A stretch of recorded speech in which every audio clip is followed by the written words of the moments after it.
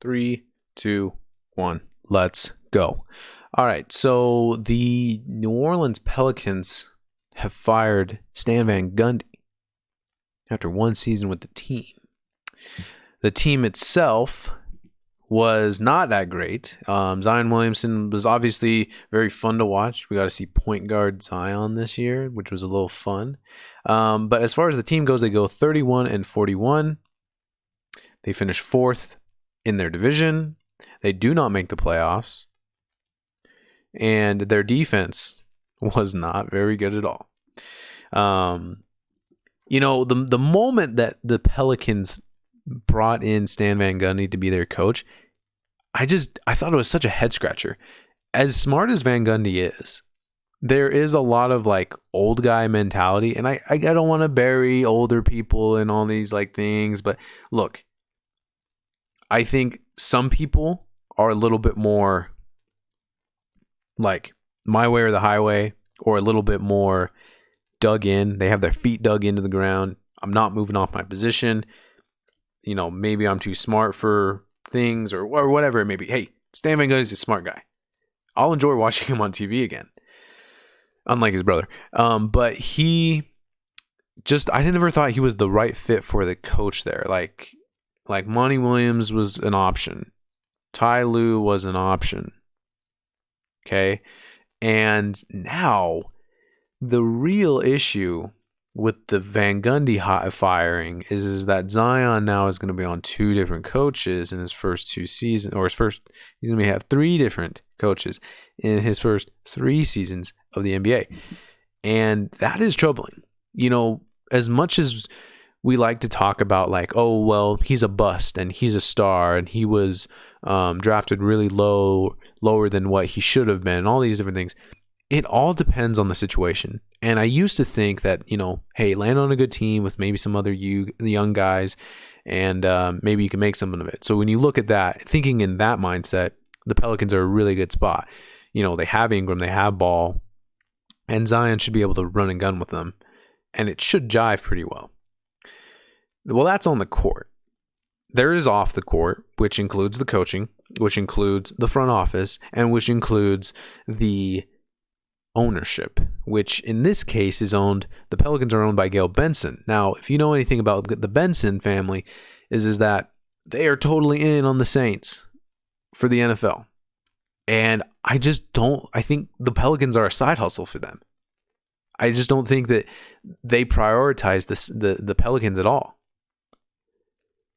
And so to me, I look at that and I just say, man, oh man, this is worrisome. And then you have the reports of Zion's family members not wanting him in New Orleans.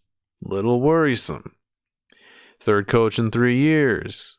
Front office instability. I mean, you also had to kind of remember context too. Remember the fact that they have this pick comes from, the Anthony Davis era that was before Zion. And the front office mess that happened there. The fact that they never really could land Anthony Davis, anybody there in New Orleans. They didn't draft well. They didn't really, there wasn't too much going on for them. And so coming off of that, Zion's walking into the situation. And while I'm not going to sit here and be like, oh, Zion's going to New York, Zion's going to a big market, whatever. It is concerning. And the more concerning thing about it is because the Bensons don't invest too much into the Pelicans as much as they do to the Saints, it creates an issue now because, again, they hired Van Gundy for multiple years. So they still got to pay him, but then they got to go get a new coach. This coaching hire is really interesting because they probably can't go get a Rick Carlisle from Dallas. They probably can't go get a top level assistant on a good team that's out there in the NBA. I don't think they get Chauncey. I don't think that they get, maybe they can get Ime Udoka from the Nets, who also was on the Spurs staff for a while and a Spurs player. But you look at the couple of the first names that come out, and there's the WNBA player, I forget her name, apologies, but she can be a great coach. But I just, for the moment, until we see it, until we know it, and like she's in a game and she's making adjustments, until that moment, we don't know. We do not know. And I think that's what we're going to find with this Pelicans hire. I think it's going to be a hire of somebody that we just don't know anything about. And there's going to be a lot of like nerves going into the season as far as like what Pelicans fans should be thinking. Because, well, we just hired a guy we don't know. And we don't know. We don't know. And then they had to figure out the Lonzo Ball situation going into the offseason. I think they desperately need to get rid of Eric Bledsoe. The Steven Adams thing didn't work out. They also had to worry about Josh Hart and his potential free agency. So a lot of crazy things going down in New Orleans. And again, instability. Like is Zion good enough to be able to overcome a non-stable organization? Can he do it? He's a great player. But that is a special player. When you can, we're talking the LeBron James, Russell Wilson type of this organization. The organization is run so poorly. However, I'm willing myself and my team, and therefore the organization, to victory and to heights that they couldn't have even imagined they were even capable of. So, yeah, I mean, the Pelicans will be interesting. The team's got to be better on defensive possessions. They have to be more disciplined, more engaged. Zion's not a defender. Ingram, I think, comes and goes, but for the most part, I don't think he's there as far as defender. They have to be able to do something there. So, interesting. Defense. Look, I think shooting, we watched in these playoffs, the shooting is definitely there in the NBA. Like, you can find shooters now.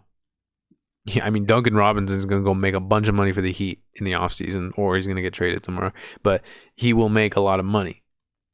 Why? Because he shoots the three at an unreal rate. Why is Joe Harris making as much money as he is? Because he's shooting the lights out. That's why Joe Harris is making as much money as he is. So shooting, while it's at a premium, I believe you can find shooting. But what you're going to have a hard time finding now, in my opinion, after these playoffs especially, is defense. And so the Pelicans are going to have to work on it. There's other teams in the West and the East that are going to have to find players that can be really locked down and be tone-shifting defenders for their team. So we'll see what happens to these Pelicans. However, I think it was absolutely the right thing for them to fire Stan Van Gundy, but it does come at the cost of them still having to pay him, not having enough money for a coach, the Benson family not really wanting to invest too much in this team already. They're not going to go get a high-profile guy. Like some people are saying, oh, get Mike Krzyzewski from Duke. No, absolutely. What are we talking about? Krzyzewski knew this was going to happen. And so he then retired from Duke and will go to the NBA. And what not a better place to go than to the Pelicans back with Zion? No, that just doesn't make any sense. Stop it. Krzyzewski's done. He doesn't want to coach anymore. He is done. Prediction right now, we'll have to come back and see how this ages, but I don't think the Pelicans get anybody of note. They're not going to get Rick Carlisle. They're not going to get Chauncey Billups. Like, they're not going to get, even Terry Stotts. Like, it's a little bit messy down there in New Orleans. Now, do I feel like Zion's going to totally leave and dip and be something that the NBA really hasn't seen before and say, well, I'm not going to sign my extension and I want to leave to a different team? I just don't see it. It doesn't happen that much. I know it happened with KCP, but how did that work out for Dallas? Now, I know Zion's a completely different player. Look, we had to be honest about what Zion is. He is a beast in the paint.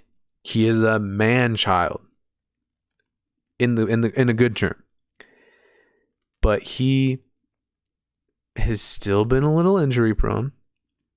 He doesn't defend at as good of a rate as you want him to. And he doesn't shoot at the rate that you want him to. Are we looking at Giannis? mean, look at his numbers.